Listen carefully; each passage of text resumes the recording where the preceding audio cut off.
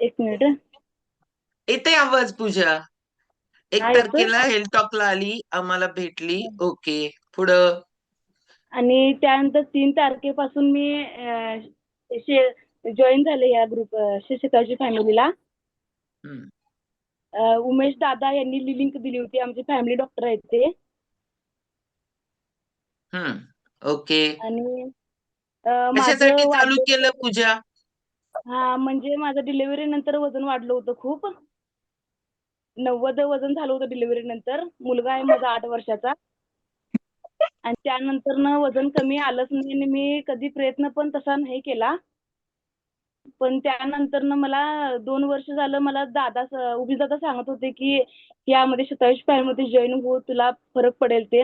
पण माझ्याकडून ते होणार नाही म्हणून मी कधी प्रयत्नच केला नाही त्या गोष्टीचा. पण मी ह्या वेळेला दादा मला भेटले आणि त्यांनी सांगितलं की तू एकदा प्रयत्न कर, तुला फरक पडेल नक्की. मग मी मग तुम्हाला भेटले त्यानंतर मग 3 तारखेपासून मी ह्याला जॉईन झाले आणि पद्मजा पाटील मॅडमांना सुद्धा भेटले. त्यांनी मला व्यवस्थित सांगितलं समजून की आहार कसा घ्यायचा, कसं सगळं मेंटेन ठेवायचं, किती खायचं, सगळं मला त्यांनी सांगितलं. त्यानंतर मी ह्याच्यावर काम करत गेले. वर्कआउट जे काय असेल ते रोज खाण्यापिण्याचे फोटो मी रोज शेअर करत गेले दादांना. आणि त्यानंतर 14 दिवसाच्या आत म्हणजे मला 90 वरनं 85 वजन माझं झालं. ओके. म्हणजे 15 दिवसात 5 kg? होय. ओके. मला वाटलं नव्हतं की माझ्या हातून होईल हे सगळं असं इतकं. पण मी बर. सांगेल तसं वर्कआउट, खाणं पिण्यात बदल, जे काय असेल ते नियमानुसार व्यवस्थित फोटो ते ग्रुपवर आणि उमेश दादांना शेअर करत गेले प्रत्येक वेळेला. आणि त्यांनी मला सांगत गेलं काय चुकतंय काय नाही ते. आणि त्या 14 दिवसानंतर मी जेव्हा वजन चेक केलं त्यावेळेला माझं 85, 90 वरून 85 वजन झालं होतं. मग त्यावेळेला जरा मला असं आशा वाटली की बाबा मी काय तर करू शकते. ओके. म्हणजे टोटल असं आता 5 किलो वजन कमी झालंय. होय, कमी झालंय.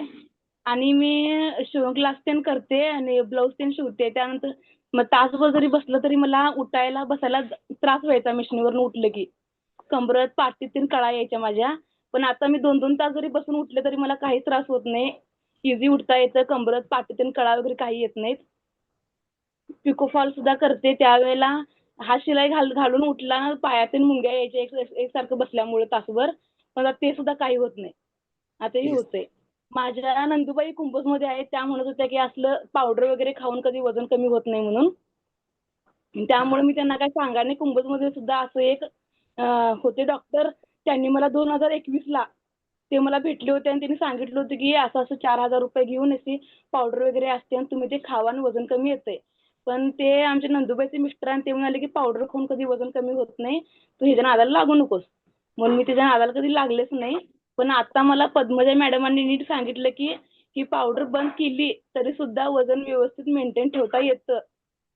आणि त्यांनी हम्म. मला ते नीट समजून सांगितल्यामुळे मी ह्यात म्हटलं चला आता एकदा हे आपण करून बघू. येस. आणि मला आता एक मुलगा आहे. अजून एक बाळाचा मी चान्स घ्यायचा प्रयत्न करते. पण ते वाढत्या वजनामुळे ते झालं नाही. दादांनी मला समजून सांगितलं. ओके. पूजा, वाढदिवस कितवा? हा, 30 पूर्ण झालं मॅडम. 30 पूर्ण झाले. ओके. बर. चलो. एकदम भारी रिझल्ट आहे पूजाचा.